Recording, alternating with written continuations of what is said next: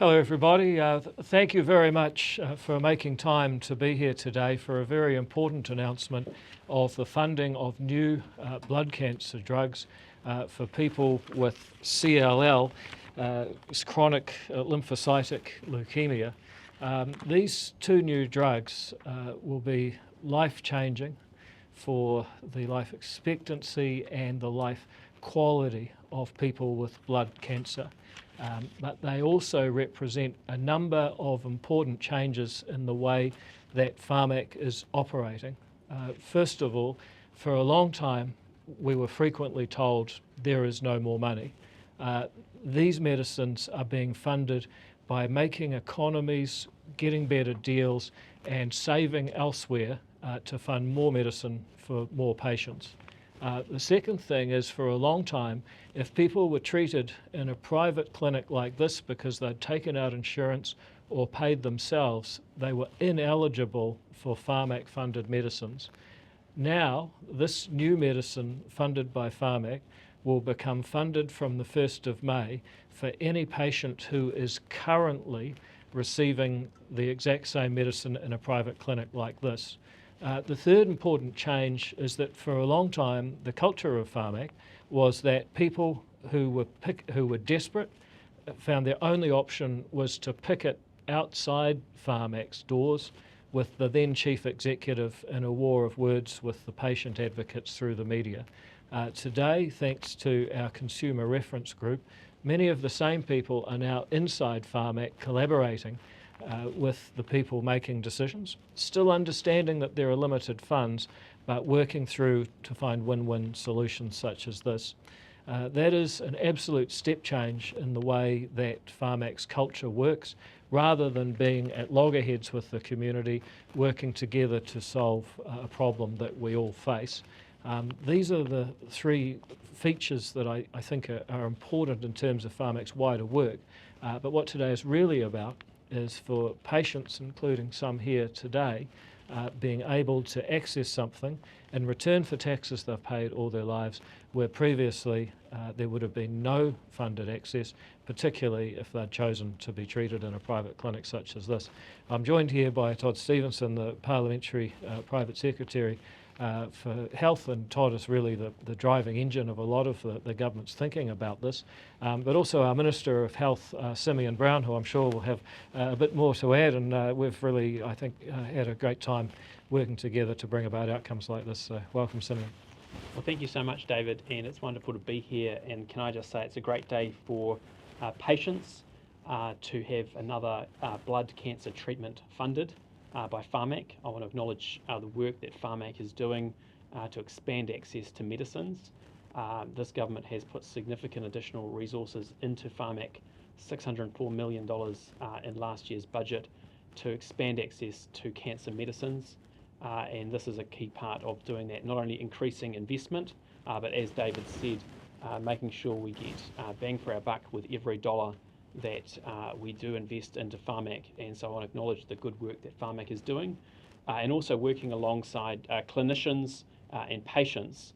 And importantly, in the case of this new treatment, this will make a big difference in terms of providing a treatment which is a first-line treatment, which will mean that patients will spend less time in hospital and more time getting that treatment in a way that is better for them and which will make a real difference in their lives. So this is a great day for patients, as I said, and is all part of this government's plan to continue to increase access to cancer medicines, and goes alongside the significant increased investment that we put in last year, in particular around stem cell transplants as well, to expand access to stem cell transplants, which is another key element of what's required tackling blood cancers. So great to be with you and acknowledge everyone, in particular the patients who this today's news is really all about. Thank you very much.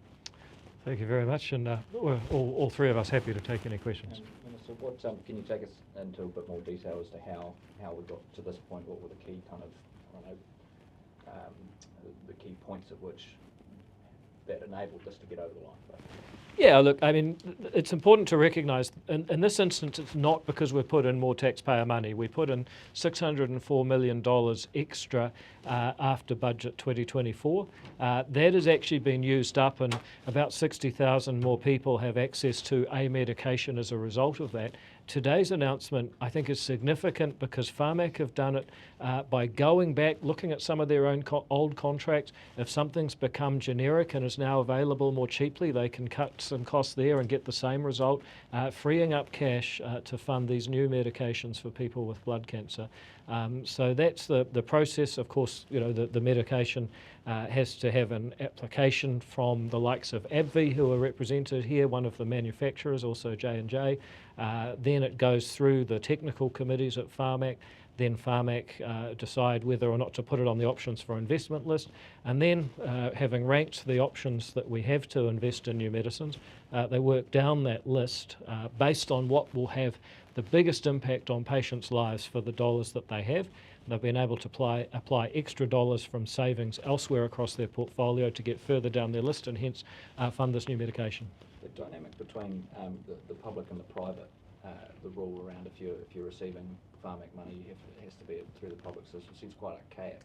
So can you explain why that was? What was the rationale behind that, and why it's taken up until now to change that? Yeah, look, I believe it is archaic. I was confronted with this by a member of the public who had cancer at a street corner meeting, and I tried to rationalise it. I realised I couldn't argue with him. He said, look, I've paid my taxes, I've also gone and paid for my private insurance, but now, because I've gone and paid to take myself out of the public system and create space for someone else, I'm rewarded by missing out on my medicines.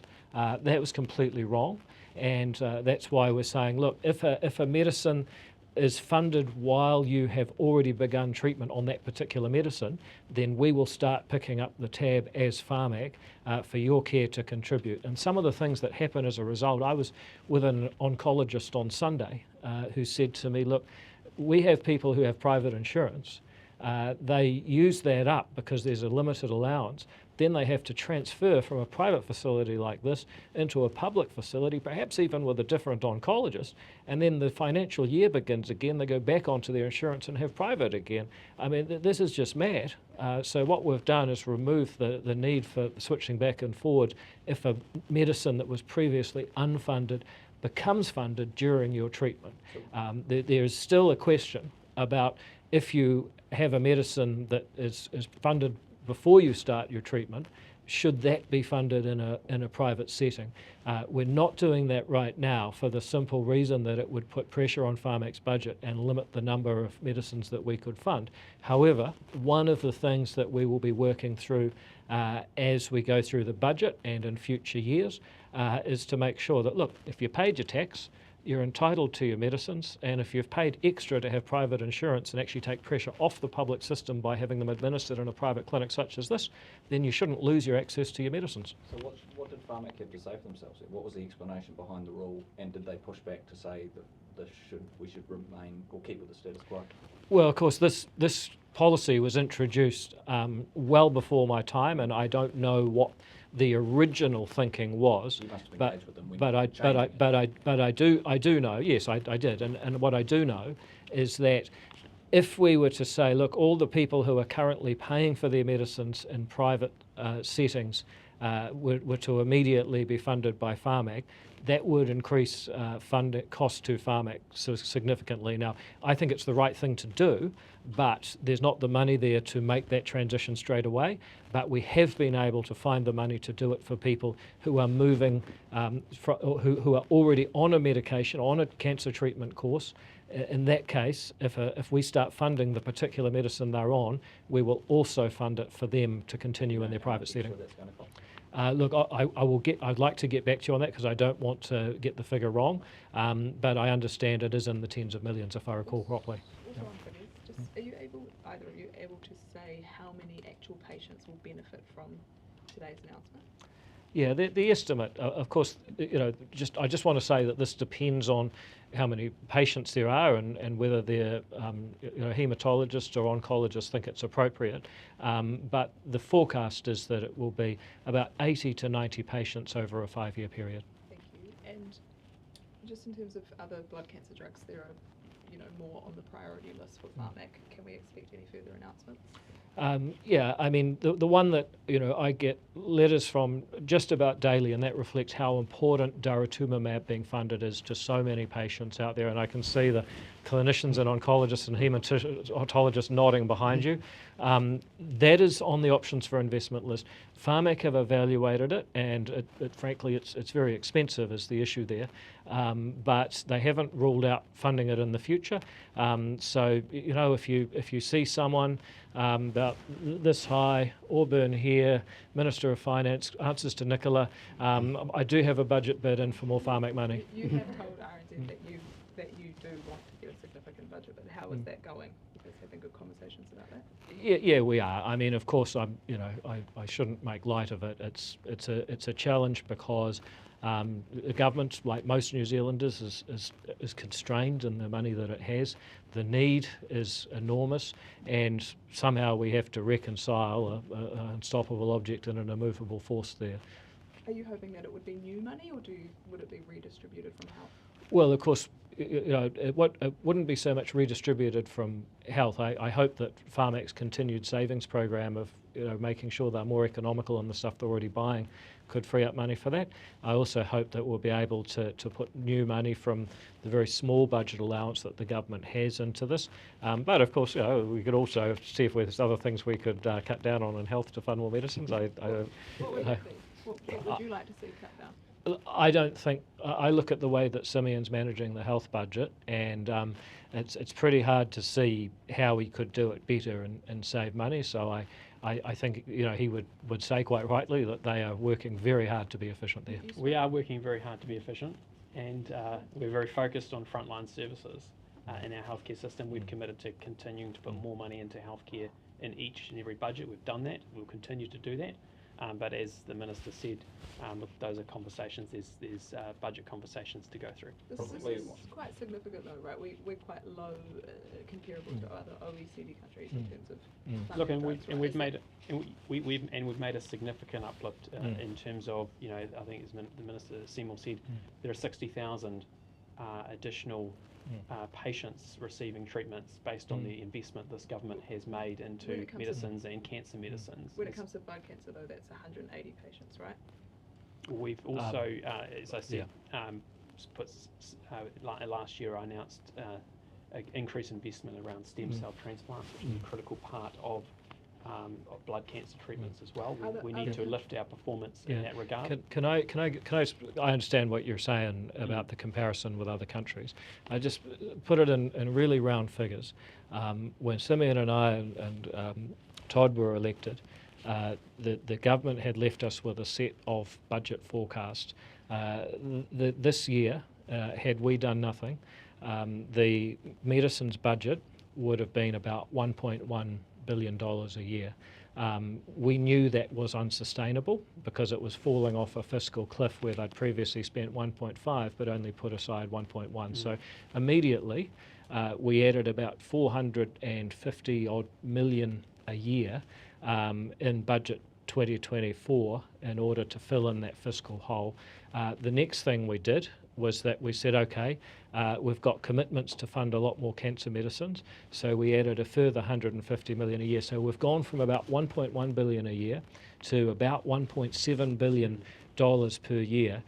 So that's what we've done so far. But you're right to observe that still leaves us behind other countries in terms of our medicines funding. And also in terms of the active medicines, but also the types of medicines, right? Because a lot of these are often outdated by the time that we use. Yeah, so the way to get them faster is to spend more money so that the new things are on your options for investment list. You've got the money to get down the list. So when it comes to that question, I've been looking at, well, how can we make the case? And what I've done with Pharmac is reoriented their whole attitude from we are here to economise on a fixed budget to how can we make the case that there will be savings to the government across the board if we fund more medicines. So the nature of the budget bid we're making this time is to say to the rest of the Cabinet, look, more medicines could save us money elsewhere. And I don't want to sort of give practical examples because I don't want to give away what ones we're doing.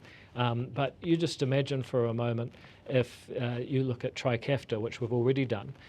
Previously, people were having lung transplants, which is not only brutal on your body, but possibly the most expensive thing that the healthcare system could do is actually transplant someone a new lung. There's been almost no lung transplants since Trikafta was funded. So we're starting to look at, okay, well, how can funding more medicines actually save money elsewhere? And what this is really part of, where we get to, and Seymour and I have done a lot of work on medical devices. I'm sorry to go on, but I think this is important, is that we have a major challenge going forward, like most Western countries, with healthcare. If we want to keep up with an ageing population and a shrinking workforce comparatively, then the only way forward is technology to raise productivity.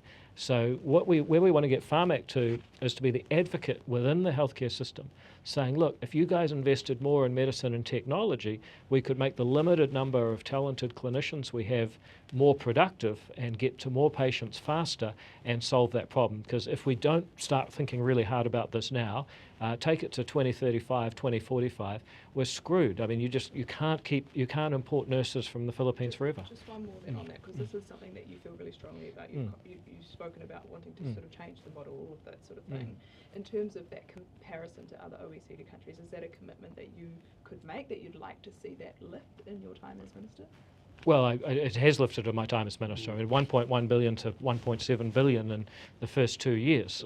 So what would you like to see it at? Well, I'd like to see it get to a point where people who are looking at Australia or New Zealand don't see a difference. But a couple of points about that. How long would that take, do you think? When can we get to that point? It's not going to happen in the next year or the next 2 years or the next 3 years. I mean, there is a substantial gap there.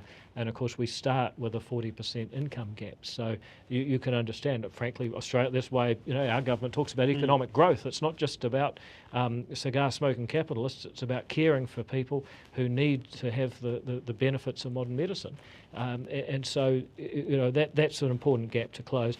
But this whole idea of turning Pharmac from an economiser within a fixed budget to an optimiser of the use of resources in medicine, I believe that will start paying off from this budget. So can I ask about the National Party promise in 2023 to blood cancer patients? You said they wouldn't be forgotten, as well as those other 13 cancer medications. Do you think you've met that election promise now? Well, we've continued to, as the Deputy Prime Minister said, we've put significant increased investment into Pharmac. The additional $600 million has funded 33 new cancer medicines, including I think 7 of those for patients with blood cancers. And ultimately, as Pharmac becomes more efficient, we're able to deliver even more. We've also invested more around stem cell transplants. So we're continuing to focus on the needs of patients with blood cancer. And today is a great day in terms of delivering more treatments for those patients, which I think is hugely welcomed. Is today a step towards meeting that promise, or do you think you have delivered what you promised voters? Oh, look, we are continuing to focus on the needs of blood cancer patients. We know that there is a significant amount of work to be done. We're proud of the work that we have done, and that's why we've put that additional investment into Pharmac. That's why we're putting further investment in around stem cell transplants, because we know that's a critical treatment for many patients with blood cancers. And that's why, as the Deputy Prime Minister said, Pharmac has to continue to find those efficiencies where those drugs become generic, find those savings. That allows us to continue to invest more in the drugs and medicines that New Zealanders desperately need. Yeah, the questions about the hurt that the community voiced after that promise was made, that blood cancer patients wouldn't be forgotten, and then that wasn't immediately followed up on. So do you think in the announcements, and probably something that you can respond to as well in terms of what you've heard from the community, do you believe the announcements that you've made to date, including this one, has adequately made up for the hurt that was felt post that? Look, I mean, I look at the question a little bit differently. The truth is that this work will never be done, because we live in the most exciting time, I believe, in the history of medicine. The combination of CAR T, genetics, AI means that more medications are making more things possible than we could have ever dreamed. Even a generation ago, cancer was a death sentence for most people. Now, the survival rates are incredible. So this is a very exciting time, but it's also a major challenge for any government in the Western world to make sure that we're buying the right stuff at the right time, putting the right amount of funds, and then integrating that into our wider medical system, such as funding medicines for people that use private surgeries. So, I don't believe this work is ever done. I don't think it's fair to say, well, are we there yet? No. The truth is we have to keep relentlessly increasing our budget. In terms of have you met the promise?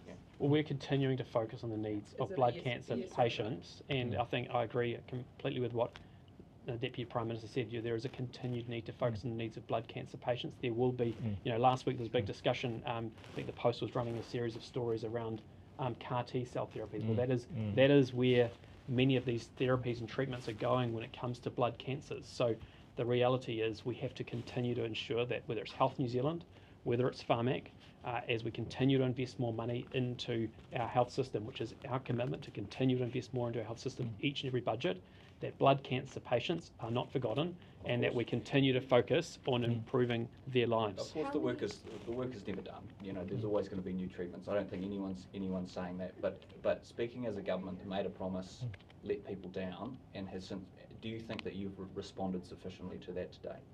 Well, we've continued to put focus on the needs of blood cancer patients, and we will continue to put a focus on the needs of blood cancer patients. And I think today is actually a great day because it's a great announcement. It's a first-line treatment, and I think it's really important that we actually focus on what this is actually delivering today, and to celebrate the fact that actually there is 80 to 100 patients who are going to receive a first-line treatment, which is going to make a significant and meaningful difference in their lives. How many of the 26 treatments that were outlined by the Cancer Control Agency have been funded for blood cancer since that came out in 2024?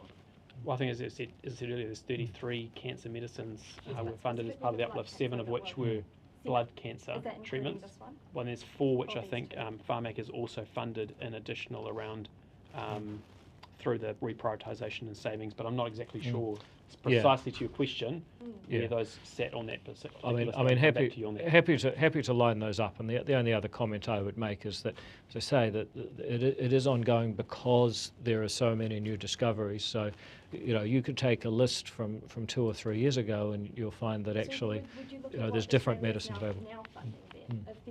If there are new medications, new treatments, should you go and have another look at what you should be prioritising? Well, again, there's 2 ways you can do this, right? So you can either have a look at Australia and say, well, what works for them in their circumstance, or you can say, look, we're going to respect Pharmac's role in choosing what is most effective for New Zealanders today, and that's actually meant that on this day we're announcing medicines that are going to be life-changing for a lot of people. Great. Just talking to Shelley before, she said this means you don't have to go to chemotherapy. Is this saving money there? Is this more expensive or cheaper than chemo? Do you know? One thing I hesitate to get into clinical discussions about medicines simply because I really think it's important we leave that to the people at Pharmac who have the expertise. But all I do know is that we're moving towards a world where chemotherapy, with its brutal impact on the body, is less and less necessary, and people have treatments now that are far softer on the rest of their body. That in itself is an enormous advance in people's welfare. All right, folks. Well, I don't know if there may be people, our hosts, who may have something to say. Other than that, we're very grateful to the media and press gallery for turning out on this. So thank you. Thank you very much.